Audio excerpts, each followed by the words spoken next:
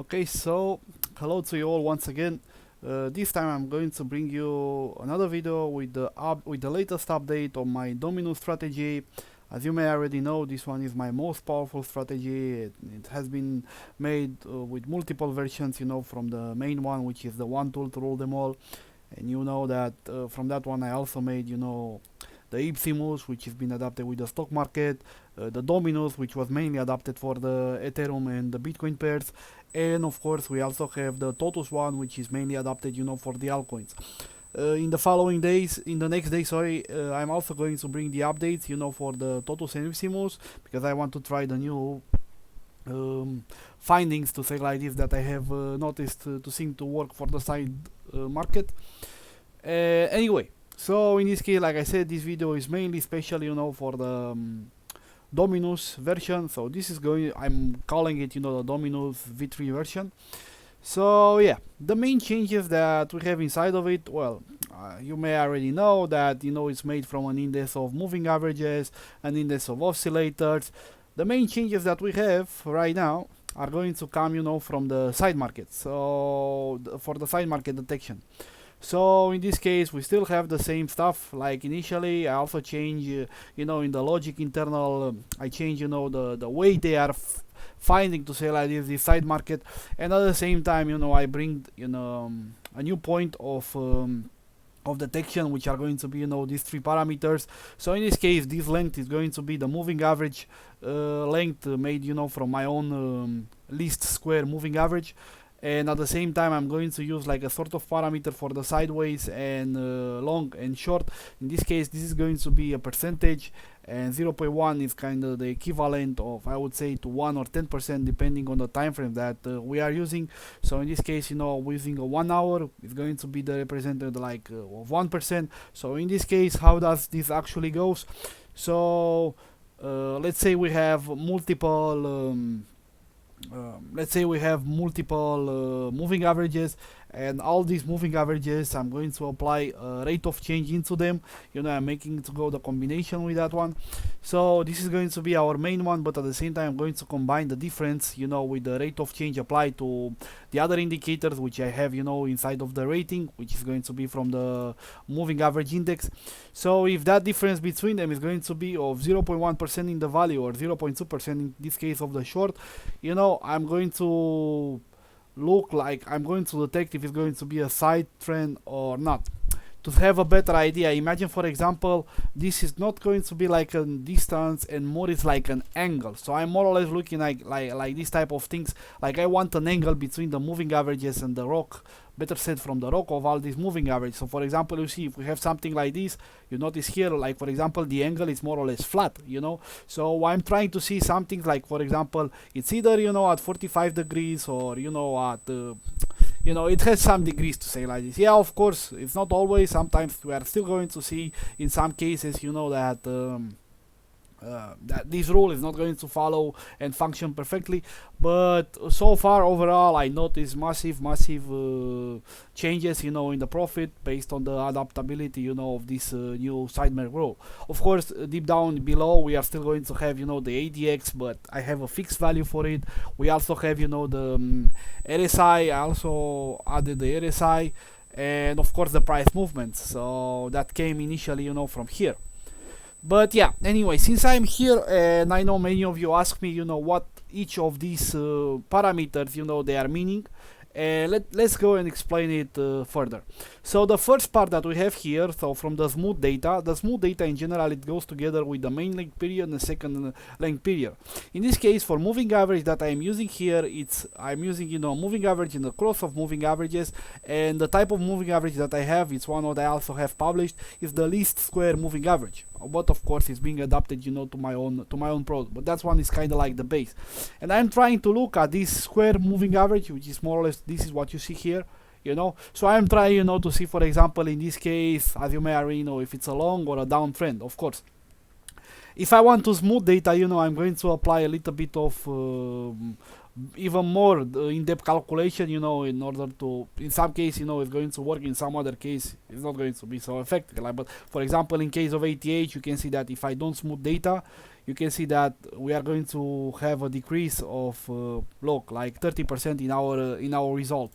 So for example, in this case, it's worthy, you know, to have to smooth the data for the moving average for the sideways detraction. After that, we have a channel made from the Bollinger Bands, and this type of channel, you know, so let's say for example we are going to all these 5 values which you have here. So let's say for example, you know, I'm not going to develop it entirely, but imagine for example you have a channel here and here.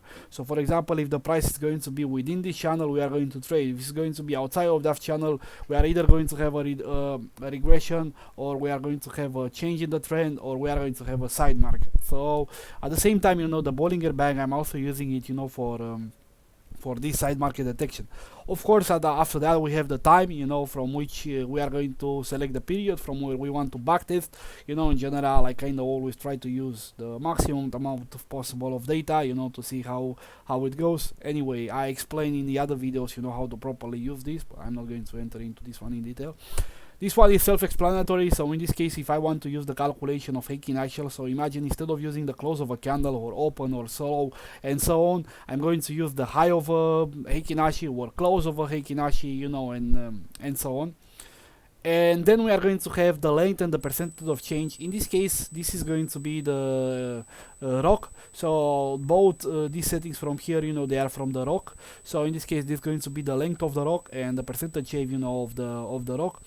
The rating for entry and the rating for exit, this one I think is explained here. So it's going to be the rating made of all these patterns from here, and if 35%, you know, of our moving averages and oscillator and so on are going to tell us to go long, we go long.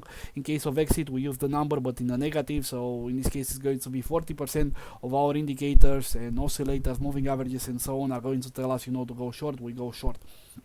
Then, like I said, the new settings that I have applied, the sideways length, the sideways long, and the sideways short. Like I said, in this case, you know, I'm taking the moving averages, so this length is going to be the moving averages, the length of this moving average that I have here, so the least square moving averages. And with this one, like I said, once again, I'm looking at the distance between different type of moving averages, and I'm making like an average of all these distances, and I'm looking, you know, that at the same time, you know, like in a way of the angle. Some of you, if you know the gun theory, in a way, you know, it's kind of applied the logic of the gun theory, but, you know, of course, with mathematical calculations. Then we have, you know, the TP for long and stop loss for long entry. So in this case, you know, imagine if you don't want to exit based of a change in the condition, like for example, look at this one here. So you have this long, and we can see that our exit in this case is because we enter in a short trade. So we can either exit this way, or we can exit, like for example, if we go a little bit more in the past, you can see for example here.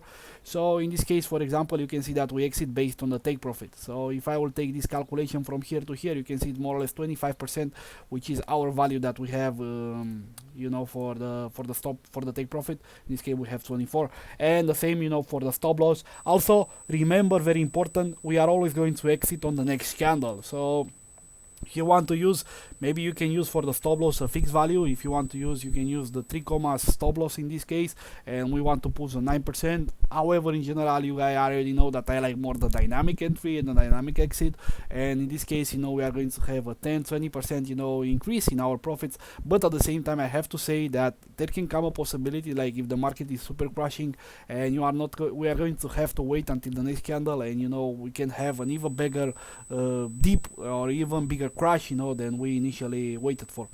Of course, at the same time, we have the TP and stop loss, you know, for the short, which has the same function like for long, but of course it's been adapted with the sell entries. And in this case, the number of entries, I know many of you asked me, but I already explained this. So imagine, for example, look at this case here. So you see we have a long, and after that we have a short trend. So what this 10 means, like for example, until I receive a new long entry, you know how many consecutive short entries in a row we can have. So in this case, for example, I set up the maximum of 10. You can put 100. With 100 you are going to have, you know, the maximum, because I notice it's going to be around 20 or 30 consecutive entries. However, you know, I'm going to keep it on 10 just to have it like this.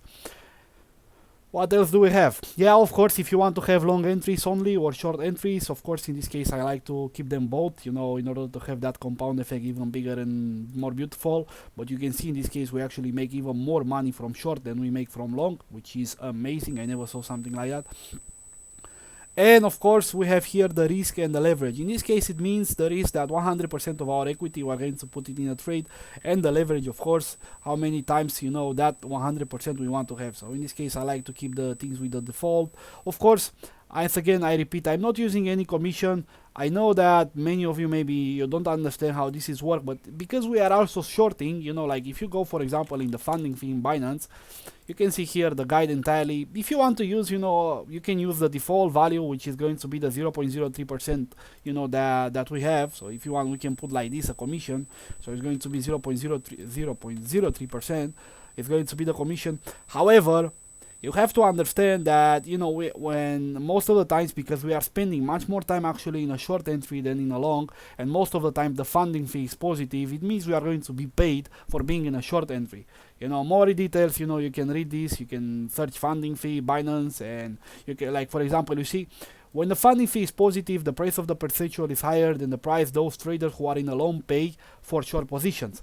Also, when you have a negative funding fee, the perpetual prices are below the mark, which means the short position pay for longs. But most of the times, I would say 90% of the time, we are going to have a positive funding fee. So it means, we are going to be paid being in a short entry.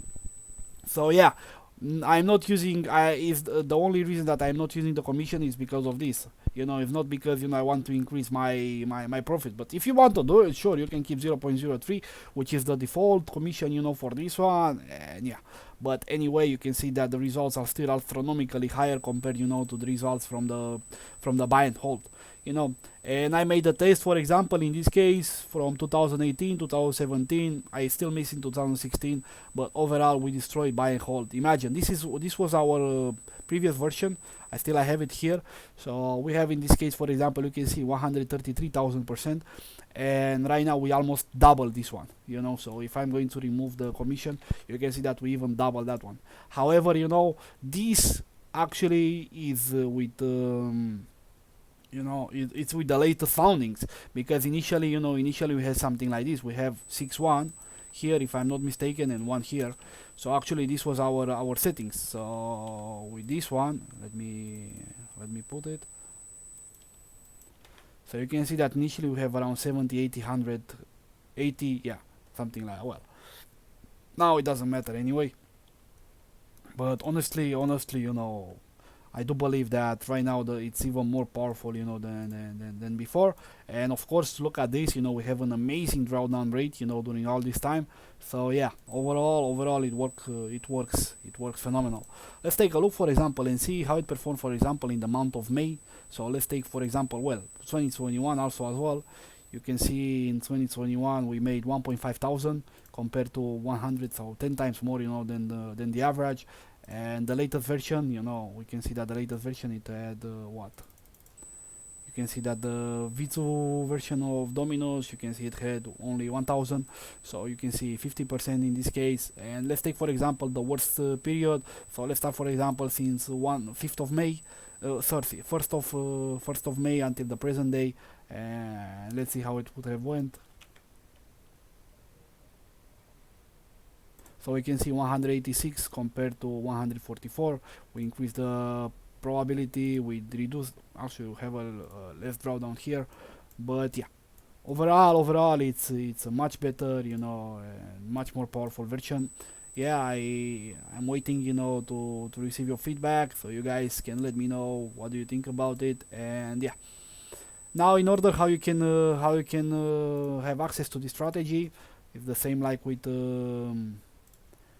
actually it was like this, 13.2, yeah, and we have 2.9 and 2.5, I think it was, yeah, and 100 here. Yeah, I think it was this one. However, I'm going to change and I'm going to put the other one. So yeah, now in terms of how you can get access to this one, you can go on the Trader Live, which is the website of my website. And in this case, for example, if you go in the pricing, you can see that we have Dominus plus Totus and the maximum pack. I'm going to have some changes in the following days. The diamond pack, I'm going to remove the diamond pack. We are only going to have the short time frame, so it's going to be only the platinum and the stock at the same time, of course, and of course the maximum. Also at the same time, I have to say that I'm going to remove the discounts that we have initially of the 25%, because it's already been 1 month since the launch of the website. and at the same time, I'm going to remove the Dominus plus Totus, so you can only buy the pack. I'm not going to sell them anymore individually. So yeah, more details, of course, you can go on my Telegram group, which is here, or in the Discord as well. You can find and speak with more clients that I have and so on, and you can get even more idea about it. So yeah, here it is. Thank you all for watching, and if you have any question, please let me know. Hope you enjoyed the new updates, and yeah, wish you all good luck. Bye bye.